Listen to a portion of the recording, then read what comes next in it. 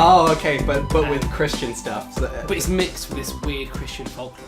rad. This is why I love the stuff from It's crazy. But you go to these corners of the internet and you can get lost for years. This is why I love the stuff that's not in the Bible. It's just too cool. Like this. I can't remember his name, but there's a certain book which didn't make it to the Bible. And when the Catholic Church first kind of got it together and went, okay, what's it called? That kind of that meeting they had. The Council of Nicaea. Right. Yeah.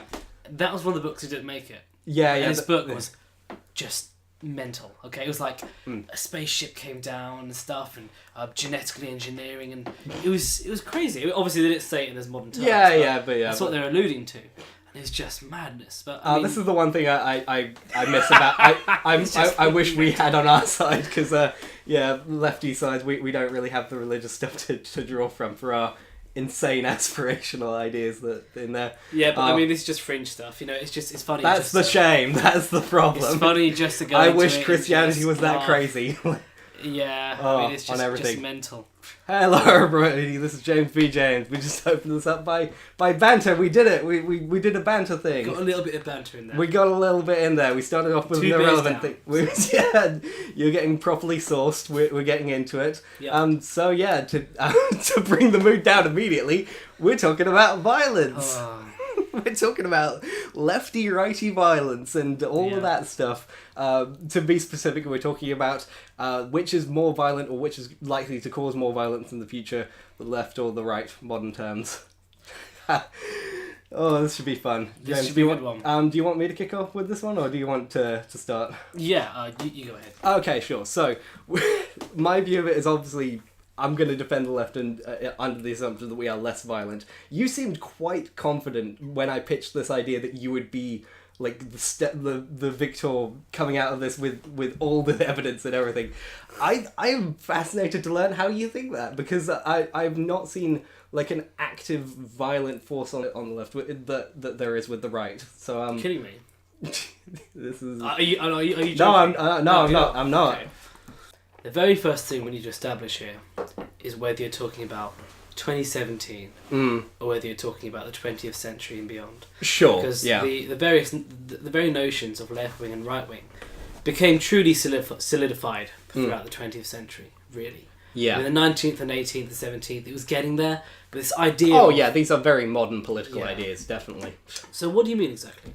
So I mean, at least going forward, in terms of the left, I mean, obviously there's very rogue entities on the far end, the ANCOMs, the anarcho-communist, Antifa, and in terms of the actual political ideology of the left, I don't see any kind of group that is gaining any kind of ground that I would think is organising towards violence or proposing violence. I do seem to see that on the right when like we had with Charlottesville, that was such a disturbing wake-up call of the where we've gotten to.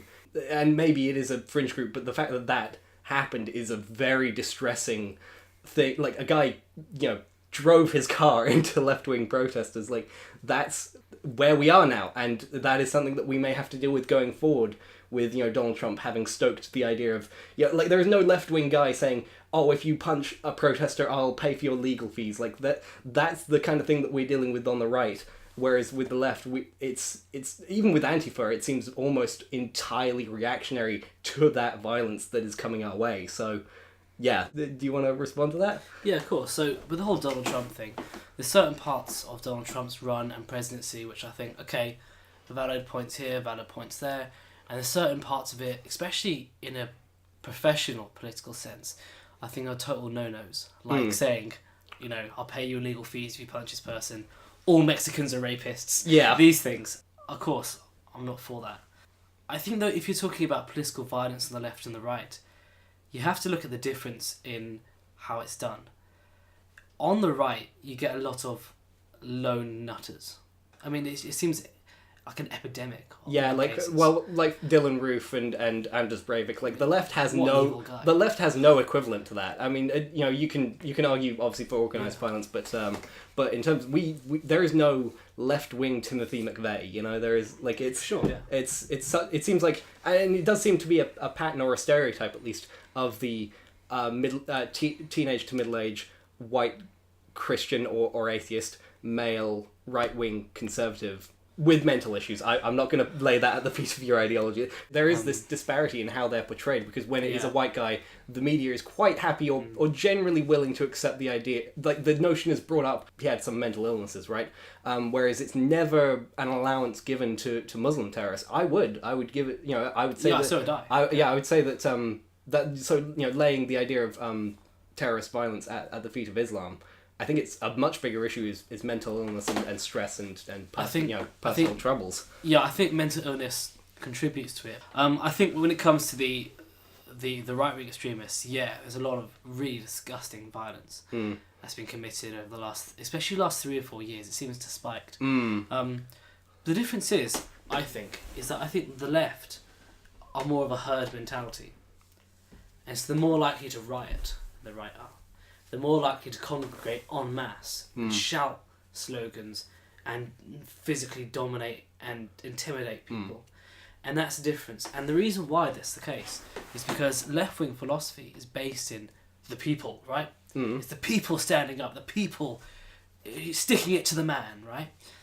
And that's why you get people congregating in these kind of mob-like styles, which you get less of in the right, because right-wing philosophy is... this is where I'm getting a little worried with what happened in Charlottesville, that may become more of a thing. But Antifa were setting fire to cars and punching people and fighting. It was just that the Charlottesville thing, driving into someone, was escalating that violence. But actually, to say that the left weren't violent is unfair. And so if you look at what's happened, I mean, someone was shot outside of a Milo event. Yeah. He didn't die, but he was shot. Yeah. By a left-wing Antifa. And all he was doing was holding a Donald Trump sign. I mean, I'm sure you've seen the videos of Antifa punching people. And it's funny, actually, there's a car in DC which was set alight.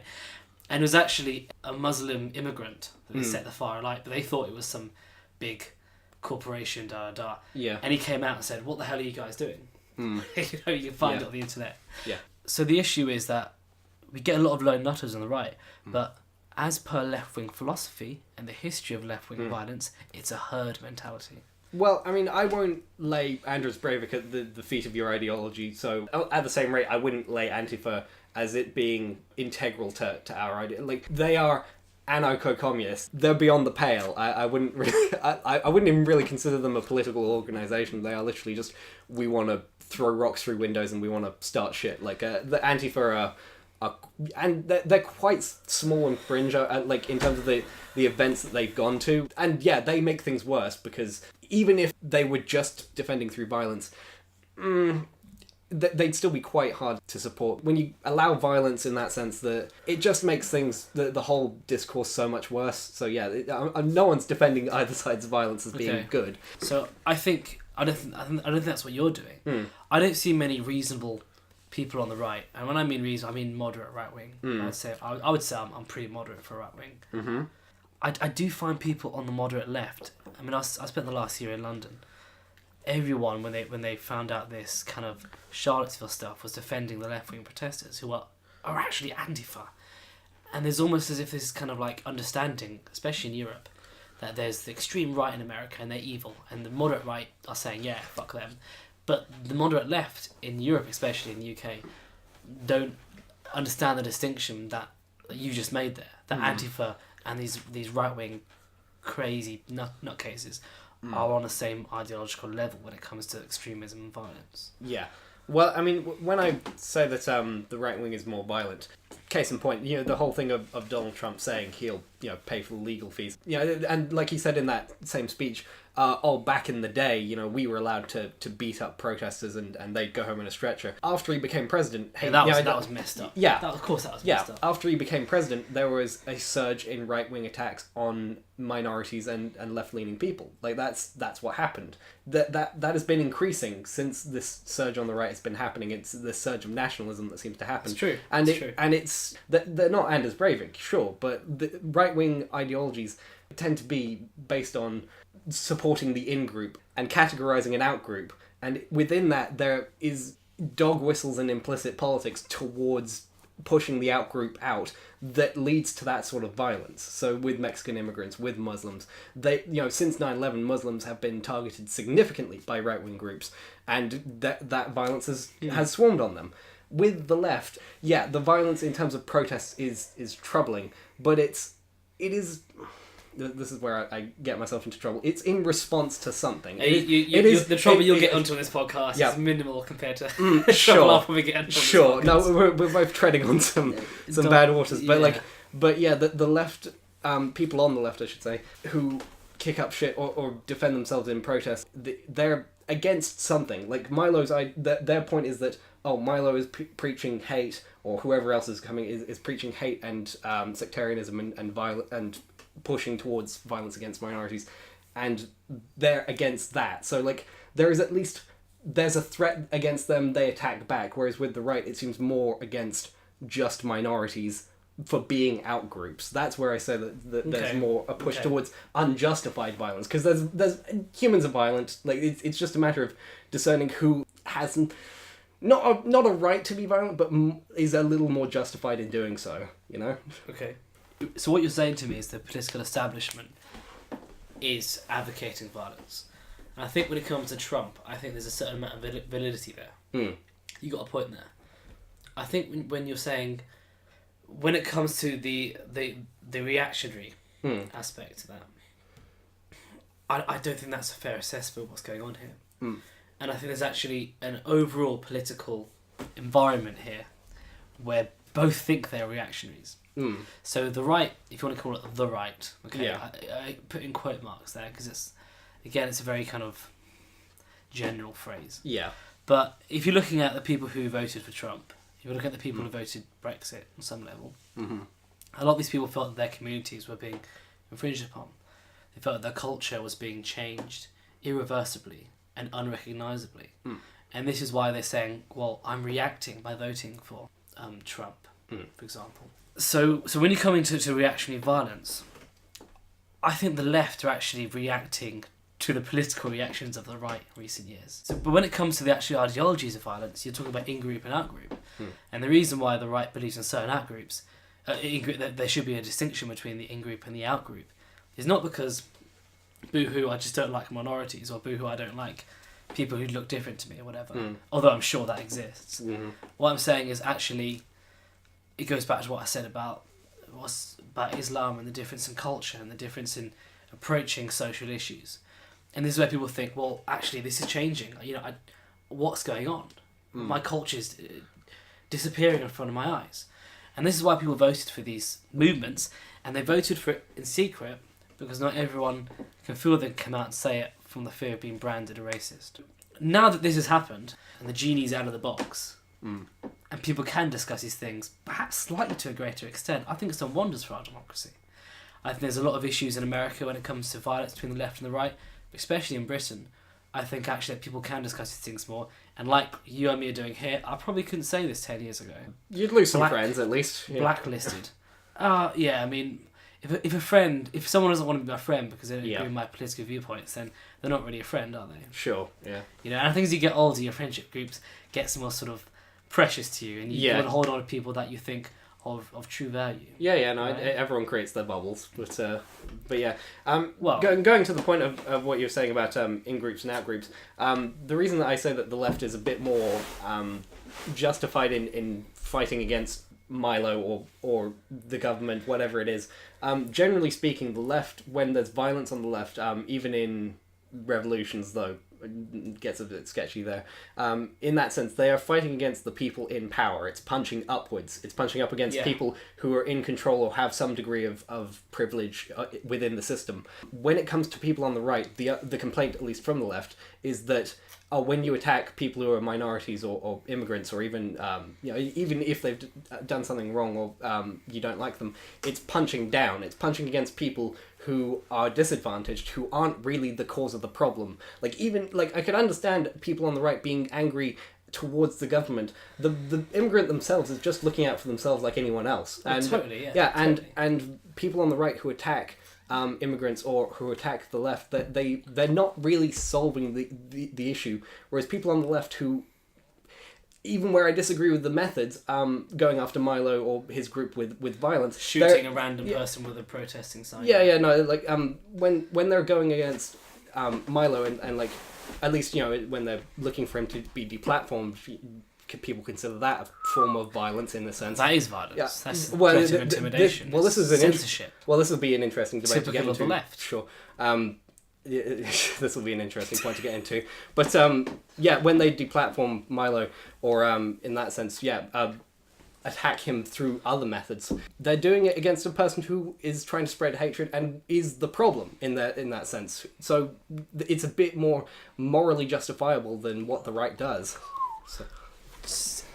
So if you perceive there's injustice going on, that is your own perception. On the right, they're perceiving injustice too. So there's a disagreement of opinion. So when the left take a mob view mentality and say, well, we're actually fighting for real justice, the right are saying, yeah, well, look, mate, so are we. So actually, you guys are the one crossing the line there. Well, your argument there is crossing the line. If I may steal your catchphrase, I believe in the truth, and that is my catchphrase. And there is a truth somewhere. Yeah, there's perception, and we can argue about whose perception is correct. And there are some points where the left gets it wrong, but when they are correct, they are more correct than the right. The right wing tends to go after people who, even if they're part of the problem, if you look at it that way, from the immigrants. Part of the problem. That sounds so Nazi. That's the way of looking at it. But like they're not actually attacking anyone who would have any power to change things to make their ideals go somewhere. They're just attacking people, and that's much less justifiable than something on the left where they are actually going after the people who have the privilege and the power and the platform to spread stuff that is a bit more troubling. The issue is that this is all very well and good when you are the minority, when you aren't the one in power. But once the left do get in power, what have we seen? Well, we've seen Cuba, we've seen Venezuela, we've seen Soviet Russia, we've seen China and the Great Leap Forward, we've seen North Korea. These things, once the left get in charge, the difference between the left and the right is, and I'm talking about left-wing and right-wing ideologies, not extremist right-wing nutters and left-wing nutcases too. The overall left and the right, the right believe in the rule of law.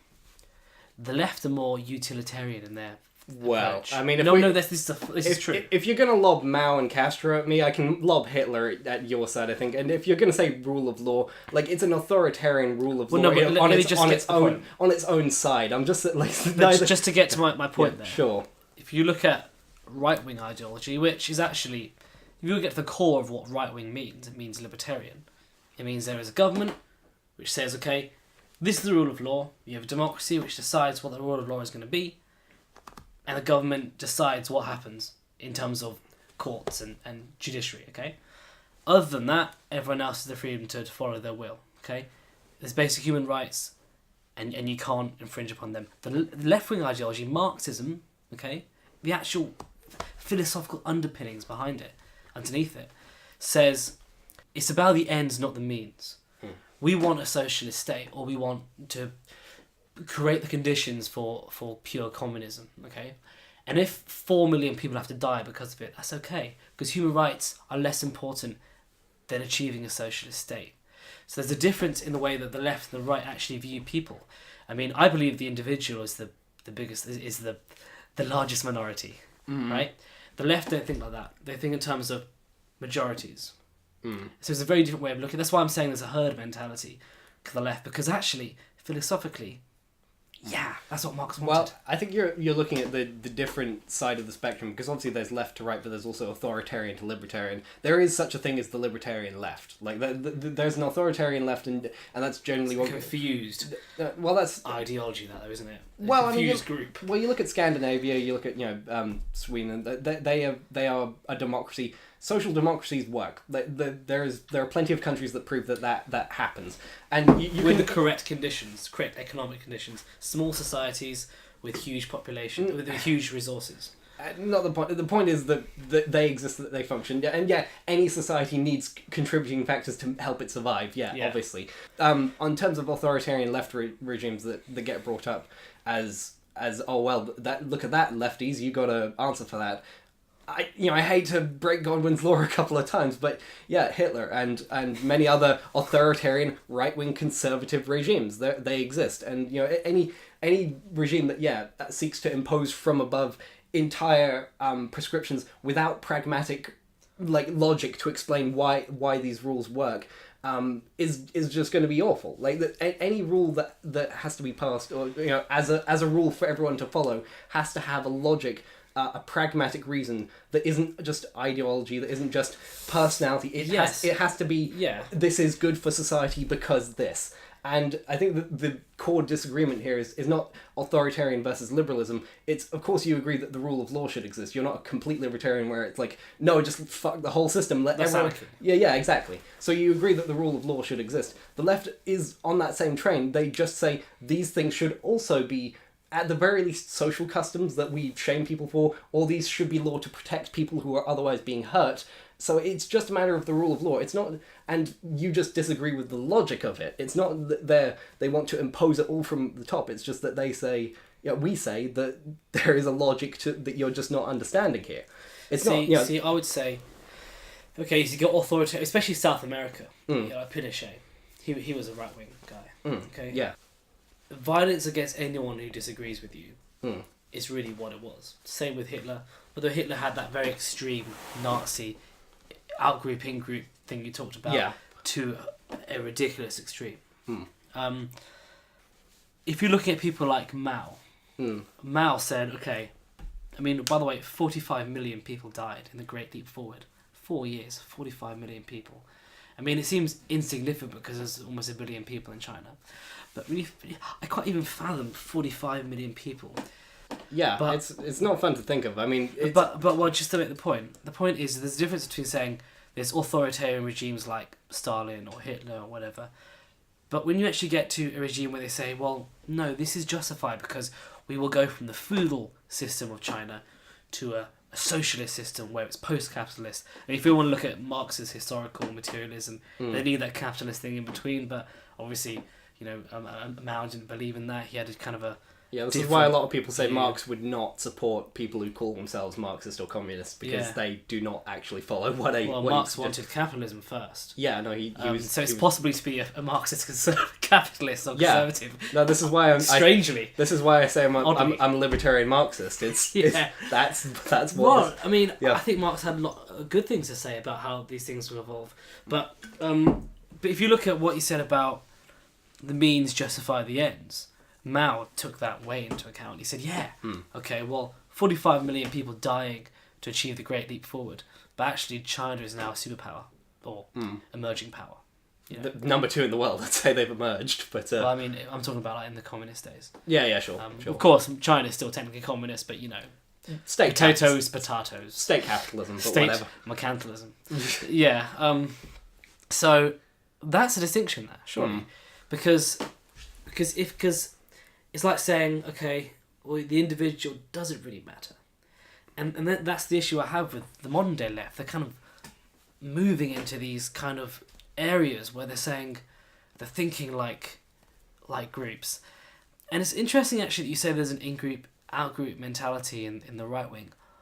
I'm finding that in the left now. And it's really interesting when we talk about the transgender episode. Yeah. And you instantly said, you're a straight white male. Yeah. That's a group mentality. You're not looking at me as a human being. I know you're joking, but a lot of people wouldn't look at me as an individual making a point. They say, well, he's a white man, he would say that. That's totally group mentality. That's saying, he's a Jew, he would think that. It's the same thing. So I think the left are becoming more guilty of this as it evolves, and we'll find more violence on the left as the mob mentality and the in-group, out-group mentality mixed with the toxic Marxism will grow. Having made that point, I think I should stand up for myself a little bit there. Yeah, sure. The problem with the in-group, out-group mentality with the right is that it's more based along, depending how messed up the person is, racial lines or immigrants, and they will dehumanize people who are the out-group and just say that they have no rights. On the left, generally speaking, a person who's in the out group is someone who's socially ostracized because they have views that are damaging to other people. It's it's people who are at the very least perceived to be racist or have done and said things that would hurt other people, that are saying that like PewDiePie saying the N-word, like he's disparaging an entire race of people and saying that. It's not their identity, it's what they've done, and you can disagree with that should make them an outgroup, but it is based on their choices, their viewpoints, their things that they don't have to, like, they are able to change those things, and when perhaps if they haven't explained to them that what they did was wrong, then perhaps they could become better. It's not just saying that person's a Muslim, get out, or that person's black, he's clearly going to be a criminal. It's not based on things from birth or their identity. It's based on what they have chosen to do and be. That's the distinction. I don't think that's really fair, because if I was a black gay woman saying, I think transgenderism is a sketchy science. I wouldn't be assaulted in the same way as a straight white man saying it. And that is in itself identity group politics. Well, the reason for that, and this is something that I didn't get to touch on so much in our first episode, but the reason that I made those distinctions, saying, "Oh, I'm not a trans person," so I is because it's interesting. Is because we were talking about trans issues, and the fact is, I have no I have no way of knowing what it's like to live in a body that I feel completely wrong in. It's such a I can barely comprehend my own the recesses of my own brain to suggest I understand fully the experience of someone with such a different mentality, and that I can then make rules for them and say, no, you're just doing this because of a trend. I wouldn't dare to presume that I know what their life has been like. We're going to go back into transgenderism. Sure, I'm just turn around and say, how would I I can't even envision being someone with extreme depression on the verge of suicide. So why should I? It's the same argument. Just stay on the group stuff, really. Sure, yeah. I think when you get into group identity, you got that toxic Marxist thing there. And again, I Marxism as a philosophy I find fascinating. I really enjoy studying it. Yeah. But the violence aspect to it is there. You could say scripturally, but the in-group, out-group mentality thing is something the left are doing, not the right. And you guys are saying, well, you would say that you're, as I said, straight white male or whatever. That's ridiculous. Well, I think just to bookmark this, we've moved past. Both of us condemn violence. We think Antifa and the extremists on the right, like they're all fucked up. We can all agree on that. I think we can move on more to the side of just talking about, like you were saying, deplatforming and that being a form of violence, and the socialized aspects of who does that count as violence, and is it wrong in that sense to talk about, like the things that the left does in terms of what you would consider censorship, and what the right is does in their versions of it. Yeah, that's a really interesting subject, because Milo is an interesting guy. Okay, he's entertaining sometimes. He says some really outrageous things. Sometimes I think he's doing it just to get attention. He absolutely is. It's a business, isn't it? Yeah, definitely. But I think... I love that his book didn't even sell, 10,000 copies. That was fucking hilarious. But, I watched him for a bit, and, he's entertaining and stuff, but he's not a serious intellectual. No, and as soon as he started saying, he's like a shit Ben Shapiro. Yeah, and as soon as he started saying, it's okay for older guys to fuck young men, I was fucked by a priest, and that I turned out fine, that was the moment he said, dude, you must have known. And he was at a party and stuff. That kind of stuff is just okay. Yeah. So nonetheless, he should be deplatformed because he has disgusting views. See, this is the interesting thing, because we'll just finish that bit. If he was saying we should go out and kill these people, or we should commit violence against these people, or whatever, or we should intimidate or beat up someone, then you know what? Actually, put him in jail. But if he's coming up and saying ridiculous, outrageous things, then that's something different. It's an interesting point that you brought up, that it's okay to imprison people for saying, go out and kill people, because that is admitting that there is a limit on free speech. It's not free speech, that. No, I know. But that's the point, is that you admit that free speech is not, I get to say whatever I want whenever I want it. So you admit that free speech has legal limits where even just saying a thing is a crime and that should be punished. I never denied it. Because, because it's just crucial to my next point. Because free speech is a free exchange of ideas, right? Like what we're doing today. Yeah. But hate speech, and that's an interesting word. I don't really like the word, but it's interesting because my understanding of hate speech is that it alludes to violence. And I think legally there has to be a direct connection with your words, which signify you mean violence. Things like shouting fire in a cinema, that as well would lead to mass chaos and a form of violence. People would go mental. Sure. There'd be a lot of trampling, chaos, right? We don't want chaos, do we? Because that people get hurt. Yeah, exactly. But if you and me are sitting down talking about Islam, or we're talking about communism, or talking about transgenderism, that's a free exchange of ideas. Oh yeah, and we absolutely have the right to do this because we own this platform and we've decided to do so. When it comes to Milo, he didn't own the universities he was going to speak at. They have every right to say, we do not wish to host you at this event. You have said some things that we consider to be displeasurable, or we think that you would spread hate to our community. They have every right to not, no one should force that university to give him a platform. No one should force Twitter to keep his account up. He makes a contract with those institutions when he goes to them, and as soon as he breaks, and they can have any rules they want because they are not the public. They anything that he enters with them is a private contract, and they can decide to disinvite him at any point. That's their right to freedom of speech to do so. So it's totally fair for them to deplatform him in that sense. You may disagree with the reasoning, but they should absolutely have the right to do so. I think once you made a contract with someone, you said, I'm gonna give you a platform. If you buckle to the pressure of people, again, back to their left-wing herd mentality, if you buckle to the pressure of herd mentality, you create an environment where free speech can't really be there, can't really manifest itself. So legally, they have a total right to deplatform him, but culturally, is that a good thing? Well, this goes back to a point that gets brought up a lot on the right, which is the free marketplace of ideas. And if you believe in the free marketplace of ideas, surely the majority of people telling you that this person's ideas are bad and should not be heard, is that not in itself the free marketplace of ideas doing the correct thing? No, because that's a very left-wing view, again, of looking at how things I know. It's a utilitarian view.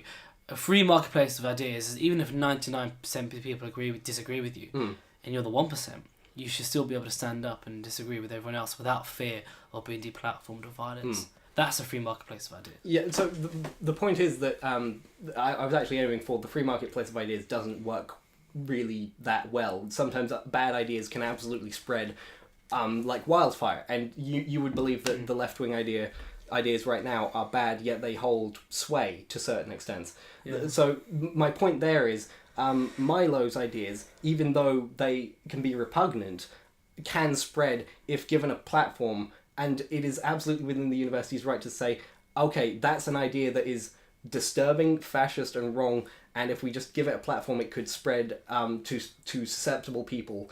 We should not be complicit in that, and they have absolutely a right to ditch out of that. Now he has his right to freedom of saying whatever he wants in his own venues, and he's allowed to use, if he owns a website, or if the websites like Breitbart allowed him on their site anymore, then he could absolutely say his shit there. Breitbart ditched him, didn't they? They did, after that whole priest thing, because they don't have to, and the fact is, there's always a clause in these contracts that they have basically a right to ditch out at any point, because that's just smart legal thinking, right?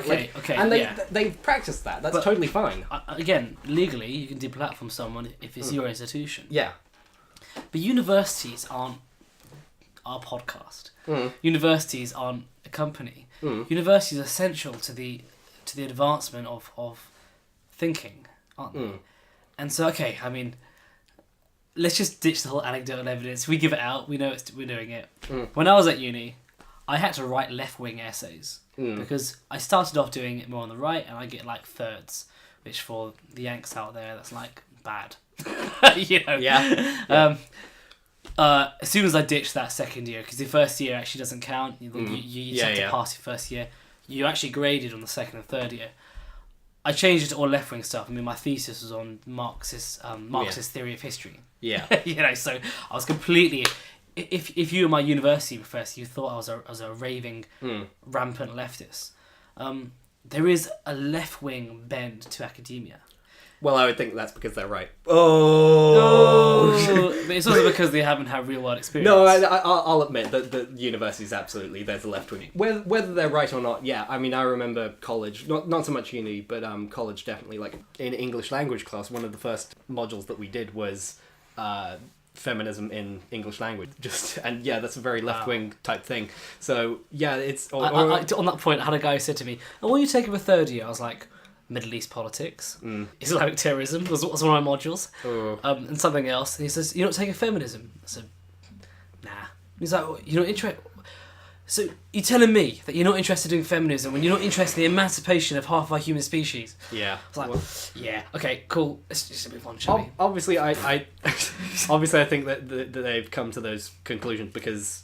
I think feminism is academic, but that's it is. Yeah. I mean, to think that I'm a bad person because I wasn't taking it was what you were saying. Yeah. But yeah, I'm not going to deny for a second that left wing politics runs through university, and like to the point where even in philosophy classes, they're not taught philosophy that would be on the right, so it's completely alien to them. And yeah, that is a problem. But if you're going to invite conservatives, the literal employed prankster that is Milo, the guy whose entire career is based on antagonizing people, invite good faith conservatives. I think that happens more than people. Ben Shapiro. Yeah, they should. He's one of my idols. Yeah. Let's absolutely absolutely invite the conservatives who aren't complete shitheels, and that's fine.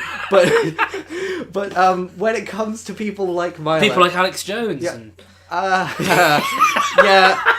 Yeah, no, this is the point. I mean, you laugh because that is a ridiculous idea. Inviting Alex Jones to speak at the university would be a really dumb, ridiculous, crazy. but he should have the right to do it, surely. Well, he has the right if any university will have him, which they won't. There's no rule. If I had a university, I would just for the best. Yeah, there's no rule from on high preventing these universities from doing so. It is purely because they are private institutions and they have the right to say, maybe let's not invite the crazy internet radio host who said that the frogs were turning gay because of chemicals. Maybe he's not credible enough to go on our stage. He's right there.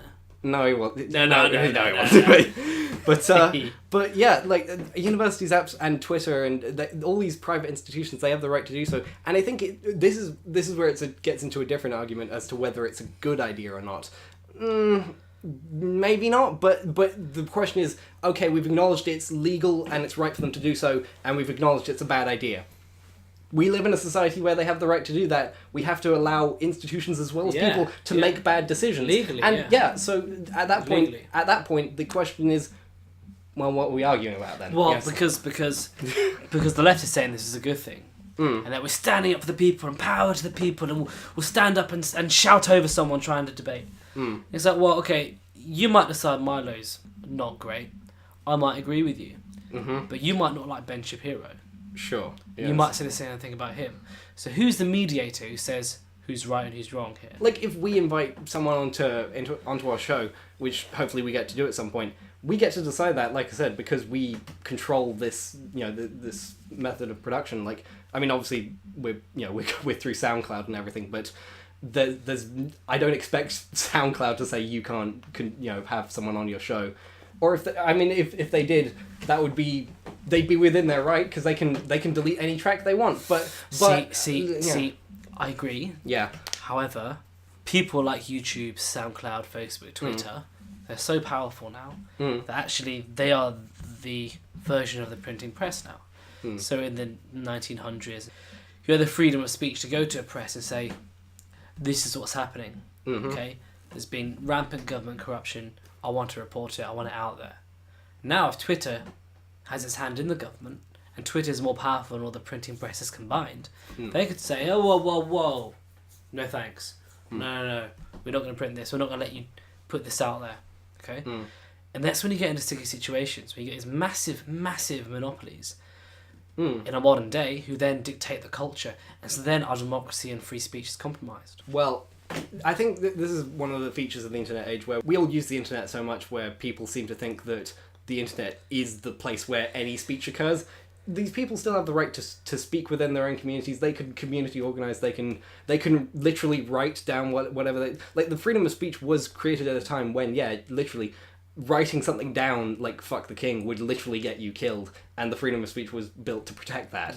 And yeah, you can do that. You can distribute it as much as you want when you own the means of it. Even in the printing press, yeah, you're soliciting an entity to produce it, but essentially you're producing it on your own dime. With YouTube, it's a free service that's you're going to them and they agree to share it, or they don't. If you're going to suggest that that they should be forced essentially to have anything and everything on there, then you're essentially saying to nationalize them, because that's the only way around it. As private corporations, you can't infringe on their right of freedom of speech to create the kind of community that they want, because forcing them to allow the worst people on the planet to just post whatever they want anonymously, as they have been in the past, you're forcing them to create communities that will be toxic and damaging to trans people and black people. They will absolutely be communities where people will be saying all the slurs and harassing people.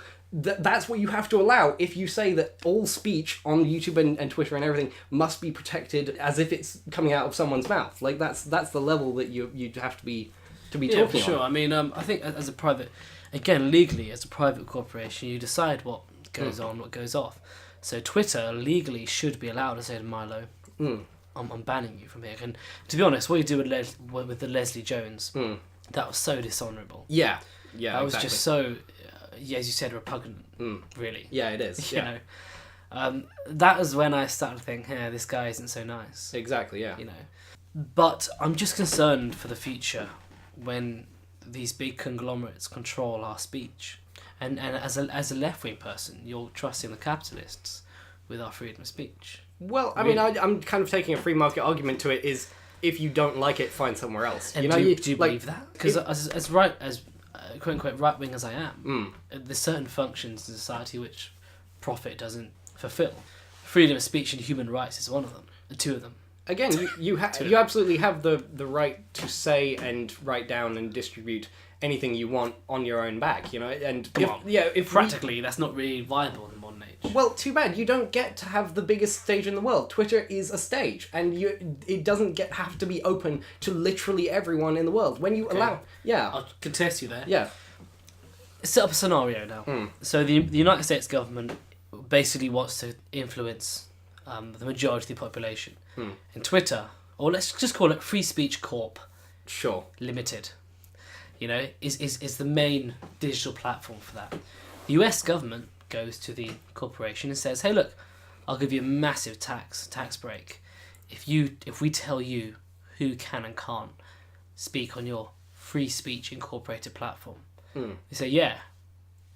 Therefore, James, we're not going to let you speak anymore because we disagree with your views. The government doesn't like it." Where does that put you then? There's only so far capitalism can give free speech. Well, in that case, that is a situation of government corporate corruption and collusion. Isn't that happening already? Twitter gets tax breaks, Facebook gets tax breaks, Google gets tax breaks. Yeah, and I'm not for those. They shouldn't be. That's not true capitalism. Yeah, no, they shouldn't get tax breaks. Yeah, that's absolutely bad. But as the private corporations, in terms of them having the right and the ability to put people off of their platform for spewing racist screed, that's absolutely something that should be protected. The collusion side of it, where they're being abused as massive corporations, that's a whole other conversation of these corporations have too much power, they're being influenced in certain ways. That's a problem in and of itself. Like that could be something you could say about Amazon. That's not a matter of free speech or anything, but a big company that everyone uses getting tax breaks and everything from the government and having collusion, that's a problem. That's a separate problem. What's funny, actually, you on the left as anti-capitalist and me on the right as someone who's pro-capitalist. That is the one common ground we both have. Yeah. Really, of all the issues you talk about. Oh, yeah, definitely. Because I want a small type of capitalism where everyone has a business and everyone is more kind of free market, and I'm not really sure what you want. But I think, back to the main point, this sets up vast corporate corruption and it sets up vast restrictions on free speech. We don't live in little villages anymore where you can post "fuck the king" on the parish door. You know, we live in huge modern metropolises, most of us. Yeah. And I think actually, these big corporations, it's got to a point where profit doesn't really matter because their cash flow is so huge. Actually, to do your accounting for Twitter, it must be, you need tens of millions in itself to do the accounting. It gets to a point when you think, okay, for the good faith of free speech, if someone's inciting violence or being deliberately racist or homophobic, that needs to be questioned and looked at and restricted if needs be. To say I can deplatform you for any reason, I think legally, yeah. And I think if you want to take the free market model, yeah. But if you want to take a reasonable approach to this as a Western civilization, we need to say, hang on a minute, free speech is paramount here. Well, I mean, like I said, nationalize the companies, I'll be right on board with you. Yeah, if you make Twitter a national, or I mean, it would be a kind of interesting situation because it is a worldwide entity. It'd be hard, this is where it's hard to tell how you would handle that. But if you nationalize them or have some kind of national social network, then yeah, that would absolutely be the case. I think they are monopolies. They should be broken up to a certain extent. They should be monitored very heavily by the government so that they aren't just finding someone saying something random and like let's just say someone said on Twitter, man, the CEOs of Twitter are a massive cunt. Like if that gets deleted, if Twitter's the only form, what if they monopolise so much that Twitter's the only form of speech? This is where antitrust rules exist. If they monopolise something, they should be broken up. Monopolies is they're bad for the greatest evil. They're bad for markets. That's they are fundamentally not helpful, and they suppress potentially better platforms from coming up. Where you could be thrown off of a big platform and go to another one, but if there's a monopoly, then what's it good for? Yeah, I think they should be broken up. We agree on that. Yeah. We found something to agree on. Yeah, definitely. Wow. Yeah, but with the situation as it is now, once you get past the legal argument, it's kind of just, all you can say is, please, Mr. Twitter, don't delete my friend's racist things. Yeah. Or like, no, he wasn't being racist. He was just trying to make an argument about the Islam or whatever. That's all you can do. Cause see, that's an interesting distinction because you alluded that I was being racist when I talked about Islam. Not that you were being racist, but you were spreading ideas that I believe have racist origins. I don't believe that you were being racist yourself. Okay, so I was coming from a Christopher Hitchens / Richard Dawkins-esque point of view, where you say we're criticising an ideology here. So it'd be like me criticising communism and you saying that's racist. That's how I view it. Right. I don't even view race. Or when it comes to this. Well, this is why, I mean... So how do you make that distinction on Twitter? The way I like to look at it is we have libel laws and slander laws against individuals where you're not allowed to spread deliberately misleading information about a person because it would lead to their harm and their lives to be much worse. Yeah. I view hate speech laws as being...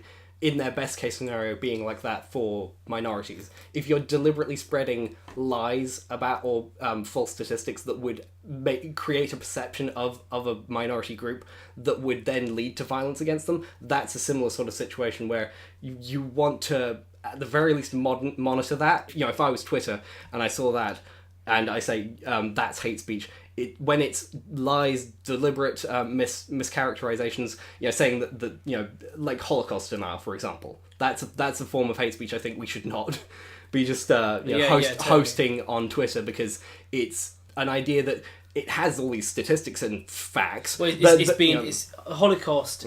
The Holocaust has been proven to be true. Exactly, but the thing is, when they're spreading these misinformation to some people, those sound like statistics and like logical things that would spread an idea to make them think the Jews are bad. And that's the way I look at it. It's basically like libel laws for minorities. That's the best case scenario of hate speech rules. If you look at what's happened in Germany, Germany has made denying the Holocaust an illegal act. As much as I think the Holocaust, of course, did happen, and people denying it are, of course, from that kind of racist Nazi group. I mean, universally, you can see that, can't you? When the argument's made, there's always a slight on Jews argument thrown in there.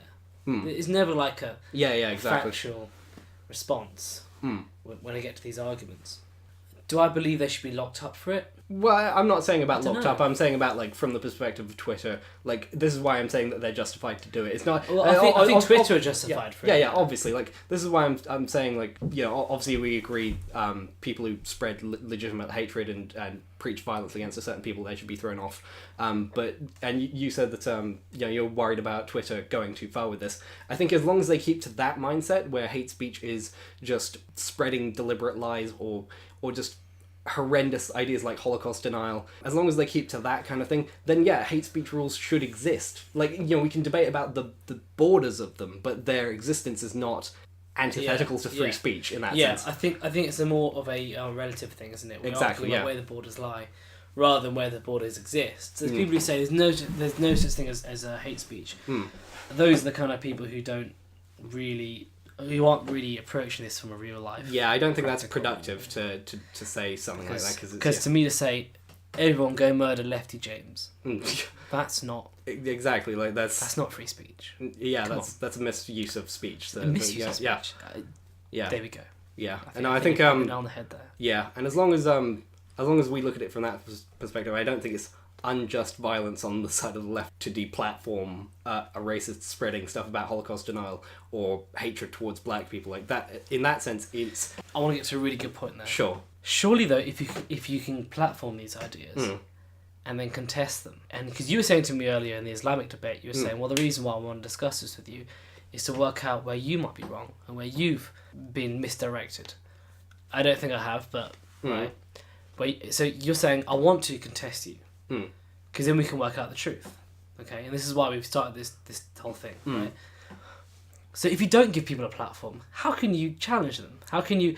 Because they're still going to go to their followers, and they're still going to go online and talk to other people, and convince them. Surely it's good to have a platform where you can say, you're wrong, and these are the reason why. Sure. I think the reason that I'm happy to, you know, debate you with this sort of stuff is because I want to do so. Yes, it's absolutely something to promote. It's something we want. And debate, it gets a little sketchy because the thing is, with debate, statistically speaking, isn't likely to convince the other side to win over one side, no matter how logical the arguments are made. People tend to stick with their in-group and at most will just be softened to the other side's idea. So, like, the reason I'm happy to debate with you is because you're not a Holocaust denier.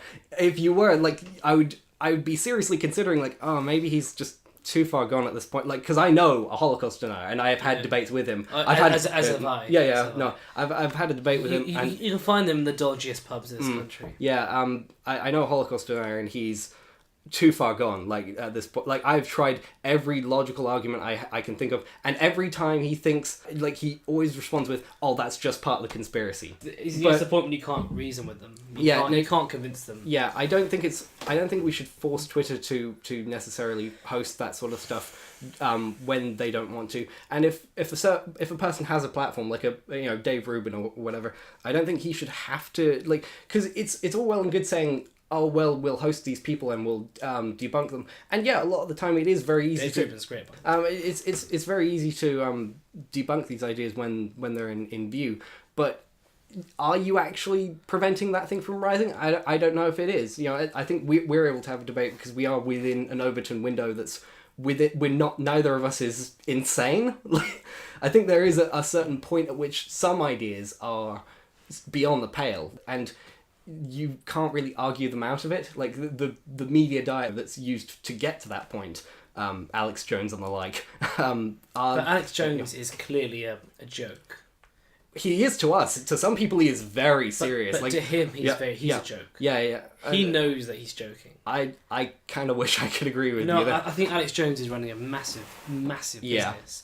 And he knows that he's... Oh, yeah, he's a fraud. Yeah, no. He knows he's a fraud. I'll agree on that. But the people watching him don't. I discovered Alex Jones when I was about 12, 13. He's been going for a good 20, 15 years. He's kept it up. He's a train that keeps on running. He's a madman. He never gives up. But I remember listening to him and I was thinking, and as a really young guy, not even a teenager yet, you stumble onto him on the internet, it's exciting, it's interesting what he's talking about. And then I remember him talking about, he was like, yeah, there's, the British government has actually taken away children from a UKIP supporter, and this is completely, the government's taken... I was like, That's not true. Yeah.